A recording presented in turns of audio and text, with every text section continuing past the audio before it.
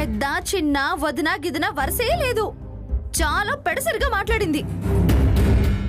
మరి తులసి ఏమంది? ఆ పెడసరపతి సరే సరే, ఇది వరకు కాకరకాయ అనేది ఇప్పుడు కేకరకాయ అంటుంది. అప్పుడు 10 అనేది ఇప్పుడు 25 అంటుంది. అమ్మో, దాని పెడసరం అస్సలు భరించలేం. అంతా నరాల మీద పుండ్లు, నాడమంత్రపు సిరి అన్నట్టుంది. నువ్వు నవ్వు కోరుకుంటుంటే వాళ్ళు గెలుపు కోరుకుంటున్నారు. నువ్వా మేమా అన్నట్టుంటుంది. ఎలాగోలా నచ్చజెప్పి పిలవాలి గాని వచ్చిలా ఎగేస్తున్నారేంటి? ఎగేయటాలేమి కాదు ప్రసాదు, దేగేయటాలే. అక్కడ జరిగిందే ఎక్కడ చెప్తున్నావు?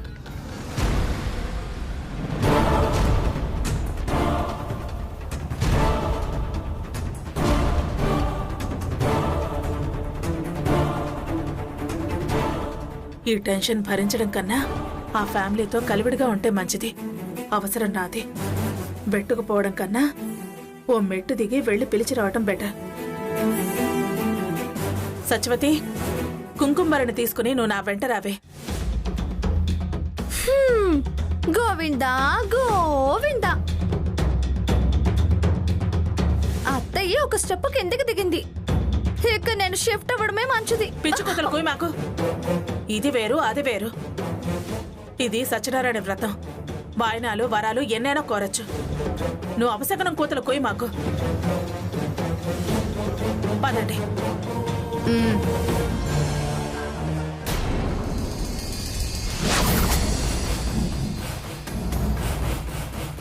వాసుదేవుని కోసం వసుదేవుడు దాని కాళ్ళు పట్టుకున్నట్టుంది నా పరిస్థితి.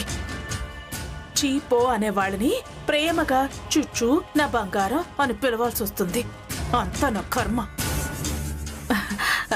ప్రియా, అమ్మ ప్రియా, ప్రియా, అమ్మ ప్రియా. రావదునా? వచ్చిందెందుకో తెలుసు కదమ్మా. మళ్ళీ రావదనా, కూర్చోవదనా, కాఫీ తాగొదనా, టీ తాగొదనా అని అడగటం ఎందుకమ్మా? అవతల నాకు అసలే టైం లేదు. వ్రతం చేయిద్దాం అనుకుంటున్నాను. అలాగే వదినా. సాంబయ్య అన్నయ్య,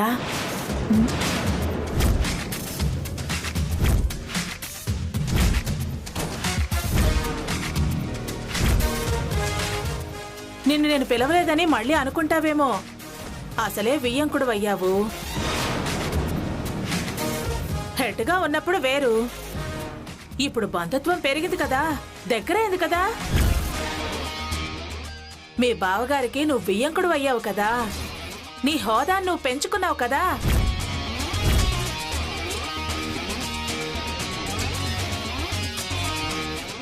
ఇందుకే ఈవిడికి నాకు ఏదైనా చెడేది.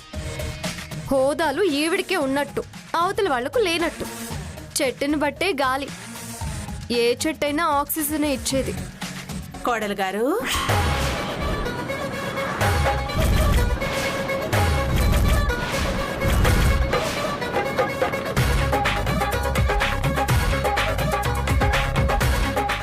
గారు ఏంటత్తయ్య గారు? దీన్నే వెర్రివాడను వెర్రేంటి అని అడగటం. నన్ను నువ్వు కొత్తగా గారు అని పిలుస్తూ నిన్ను నేను గారు అనద్దు అంటావేంటి? కోడల్ని ఏ అత్తగారు అనరు. తండ్రుల్ని, తాతల్ని, అత్తల్ని, మామల్ని, మొగుడిని గారు అనడం సర్వసాధారణం. అయినా ఎందుకు అంత ప్రత్యేకంగా నన్ను గారు అంటున్నారు? నేను వచ్చి పిలిస్తే గాని రాను అన్నది నువ్వే కదా. అదేం కాదు, మేమే అందాం అనుకున్నాం. ఈలోపు తను చెప్పేసింది. అవునులే, నా సంగతి మీకేం కొత్త ఏం కాదులే. అది తెలిసినప్పుడు నా గుణం తెలీదా ఏంటి అన్నయ్య గారు? ఏమ్మా ప్రియా, నువ్వు మర్చిపోయావా? అలా అంటావేంటోదనా? లేకపోతే ఏంటమ్మా ప్రియా, ఏదో ఆవేశంలో కసుబుస్సులాడి తుతుతుతులని 4 మాటలంటాను. తర్వాత చల్లబడ్డాక ఆలోచించి అన్నాళ్ళు ఖర్చుకుంటాను కదా.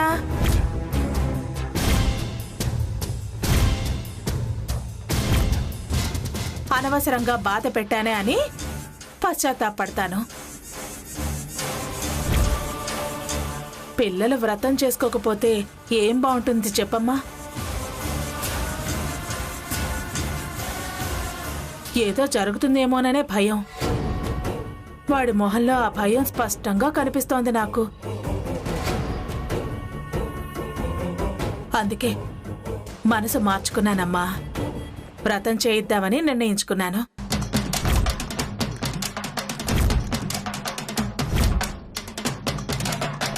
ఇంట్లో పనులు ఎక్కువ ఉన్నాయి, టైం లేదు. అందువల్ల పిలుపులకి వాళ్ళందర్నీ పంపించాను. నేను వచ్చి పిలిస్తేనే గాని రాము అన్నారట కదా. కరెక్టేలే. ఇదివరకంటే వేరు, ఇప్పుడు వేరు. ఇప్పుడు మీరు వియ్యాలవారు కదా, అందుకే నేనే వచ్చాను. అసలు భయం నీకు నా మీద నెడుతున్నావా? మరి మా అమ్మ వాళ్ళు పిలిస్తే రానున్నావంట? తను రానండమే కాదు, ఆదిత్యని కూడా పంపనంది. ఏమ్మా ప్రియా, ఏదో కోపంలో అంటే పట్టించుకుని కూర్చుంటారా ఏంటి? ఇప్పుడు నేను వచ్చానుగా, పిలుస్తున్నానుగా. ఆయన గుమ్మడికాయ పడ్డ దగ్గర నుంచి నా గుండెల్లో దడ మొదలైంది. కుడికన్నేదో అదురుతోందమ్మా. అదే పనిగా తెగ కొట్టుకుంటోంది. మళ్ళీ అశాస్త్రంగా మీరు వ్రతము ఈ ఇంట్లో చేస్తే కీడు మెడకు చుట్టుకుంటుందేమోనని భయం.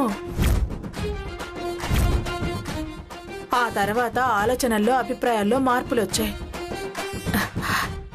తప్పో ఒప్పో అమ్మా, ఇప్పుడు ఆ వాదనలన్నీ ఎందుకు? మీరు పూజకి బయలుదేరండి. వస్తాం కాని వదినా, ఓ మాట చెప్పు.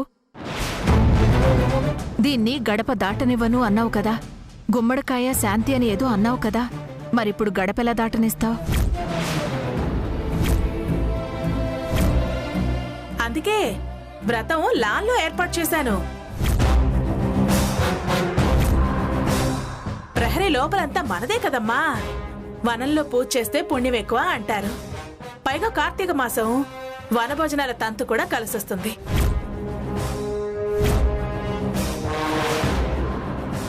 సరే సరే, మీరు త్వరగా రెడీ అయ్యి వచ్చండి.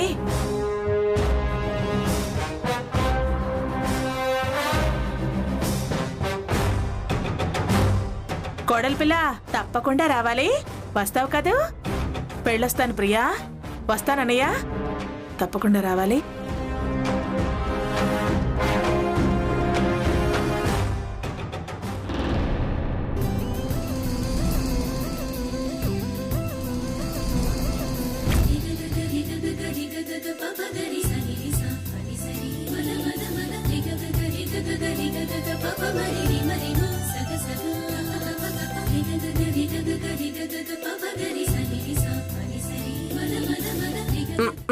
లంకంత ఇల్లు పెట్టుకుని ఇలా వాకిట్లో వ్రతాలంటే సోద్యంగా. అత్తయ్య ఆలోచనంతా నాకెప్పుడు మొదటి స్థానం ఇవ్వాలని. దాని ఆలోచన నీ ఆశ. ఒంటి పదానికి ఆశపడే నక్కలాగా అయింది నీ పరిస్థితి. అది రాదు, నీకు దక్కేది లేదు. అంత తేలిగ్గా తులసి స్థానం వదులుకుంటుందా? అంతా మీ అబ్బాయే చేశాడు. లేకపోతే ఈ పాటికి ఆదిత్య పక్కన పీటల మీద ఇది కూర్చునుండేది. వాడెందుకు వద్దన్నాడో ఇప్పటికీ అర్థం కావడం లేదే.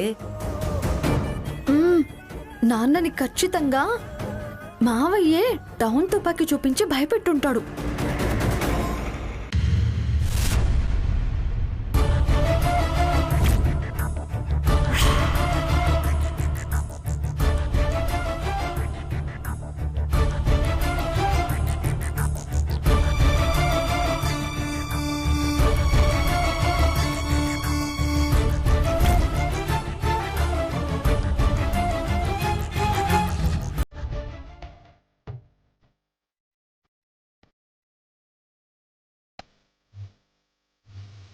అమ్మా, నవగ్రహ స్థాపన పూర్తయింది. ఇప్పుడు సత్యనారాయణ స్వామి వ్రతం మొదలవుతుంది. సత్యదేవుని వ్రతం సర్వ సౌభాగ్యాల్ని సమకూరుస్తుంది. భక్తి శ్రద్ధలతో చేయండి.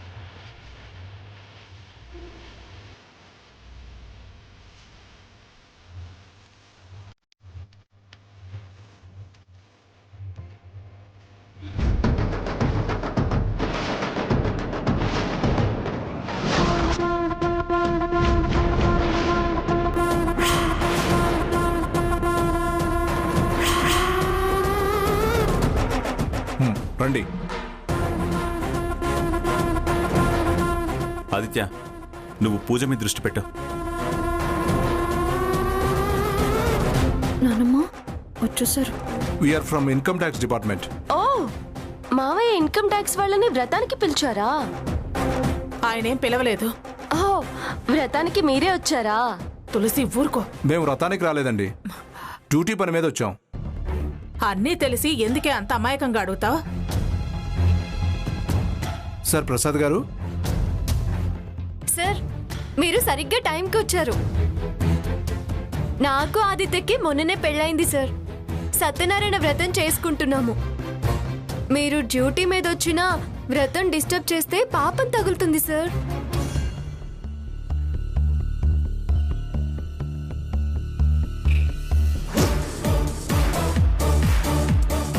ప్రశాంతంగా కూర్చుని వ్రతం చూడండి. వ్రతం పూర్తయ్యాక అక్షంతలు దేవుడికి వేసి మాకు కూడా 4 వేసి ఆశీర్వదించి తీర్థ ప్రసాదాలు తీసుకున్న తర్వాత తీరిగ్గా మీరు వచ్చిన పని చూడొచ్చు. కొత్త పెళ్లి కూతుర్ని సార్, రిక్వెస్ట్ చేస్తున్నాను. మీరు డ్యూటీ అంటూ ఆటంకం చేసి మా భవిష్యత్తుని ప్రశ్నార్థకం చేయకండి సార్.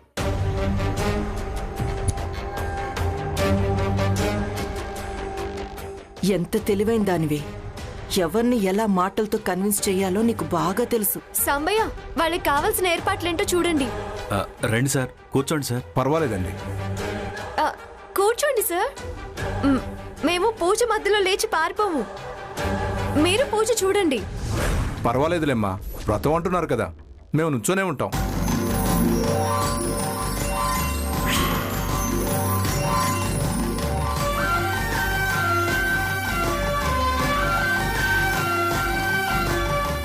అమ్మా, ఇది సత్యదేవుని వ్రతం. ఎంత శ్రద్ధతో చేస్తారో అంతే శ్రద్ధగా కథ విని అక్షతలు శిరసును ధరించాలి. శ్రీ సత్యనారాయణ స్వామి వారి ప్రథమాధ్యాయం ప్రారంభమవుతుంది. నైమిసారణ్యంలో శౌనకాది మహామునులందరూ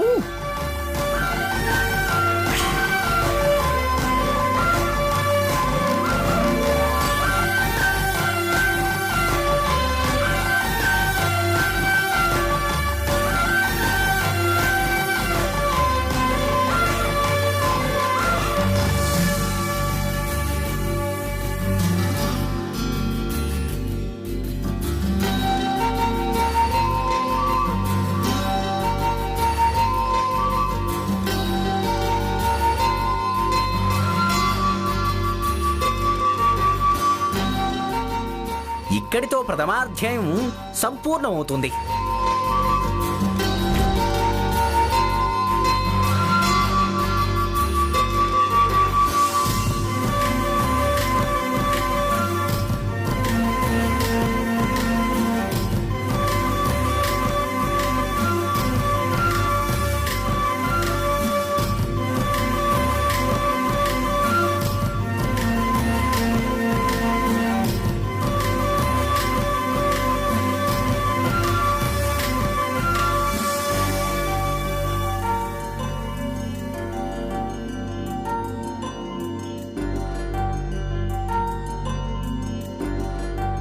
చెప్పండి సార్.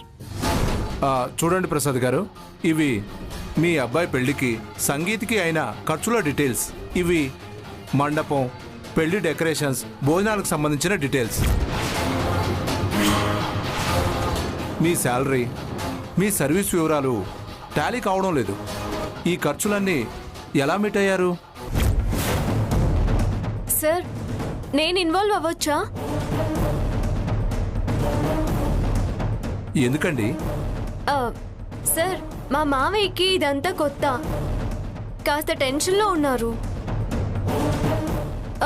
మీకు ఖర్చుల వివరాలు ఎలా ఏంటి అనే వైనం నేను మీకు వివరంగా చెప్తాను. చెప్పండి మేడం.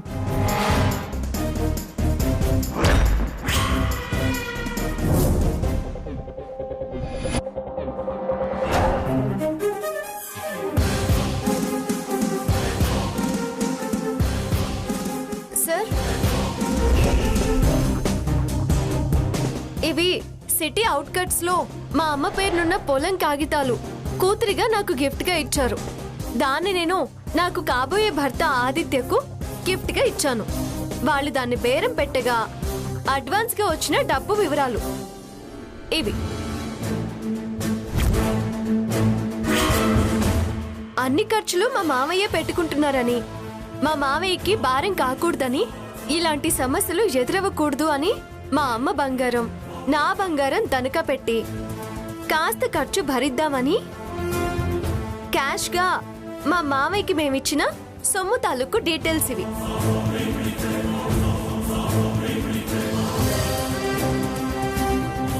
మా మామయ్యకి మొహమాటం ఎక్కువ. ఏది ఉచితంగా వద్దని మాకు నోట్ కూడా రాసిచ్చారు సార్. ఇది అదే.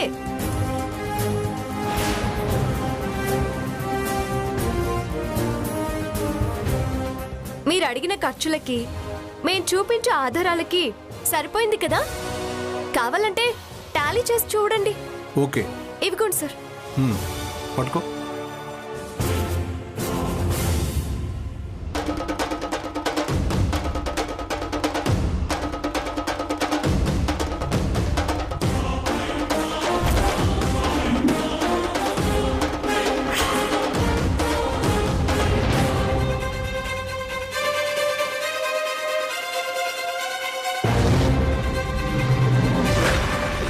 సారీ కృష్ణప్రసాద్ గారు, మాకెవరో రాంగ్ ఇన్ఫర్మేషన్ ఇచ్చారు. మీ అకౌంట్స్ అన్నీ పర్ఫెక్ట్గా ఉన్నాయి. ఈ అమ్మాయి ఇచ్చిన డీటెయిల్స్ అన్నీ చాలా క్లియర్గా ఉన్నాయి. Sorry for the disturbance. Sorry sir. Sorry madam, వీటిల్లో చాలా క్లియర్గా మెన్షన్ చేశారు.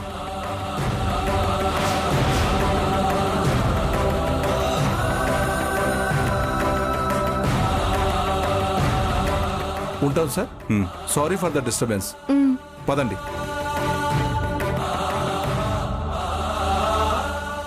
నువ్వు చాలా గ్రేట్ తులసి. అద్భుతం. తులసి, చిన్నదానివైపోయావురా. అయ్యో పర్వాలేదు మామయ్య.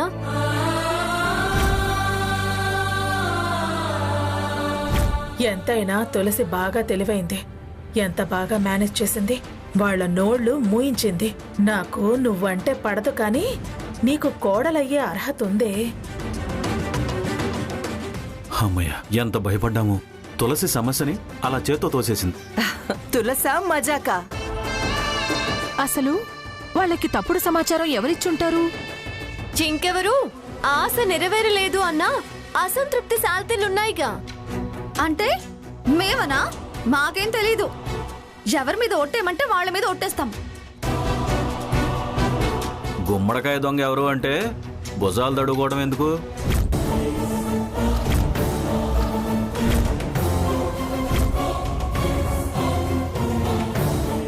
ఇదిగో, ఏ గొడవ లేకుండా బయటపడ్డాం. ఇప్పుడు దాంతో గొడవ ఎందుకులే, వదిలే వదిలే. అయ్యో వాళ్ళకి ప్రసాదాలు ఇవ్వడం మర్చిపోయానే. పంతులు గారు, ఆ ప్రసాదం పొట్లాలు ఇలా ఇవ్వండి. తీసుకోమ్మా.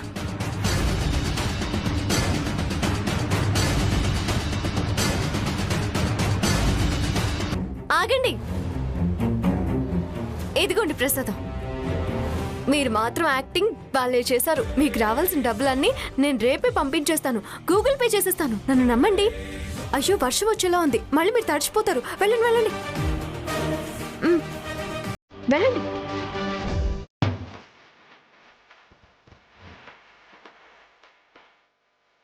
తులసి, వెళ్ళి మీ అత్తయ్య మావయ్య కాళ్ళకి నమస్కారం చెయ్యి. అలాగే అమ్మా. రామ్మా.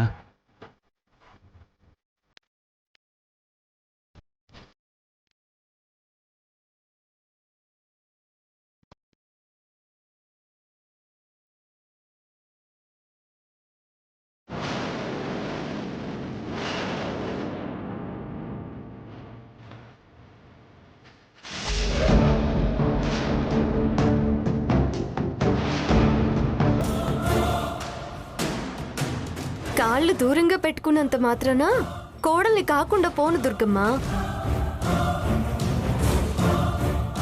నీ గుమ్మం దాటొచ్చే రోజు త్వరలోనే వస్తుంది. మా అమ్మ కోరిక అన్నా చెల్లెళ్ళ బంధాన్ని నిలబెట్టి తీరుతా.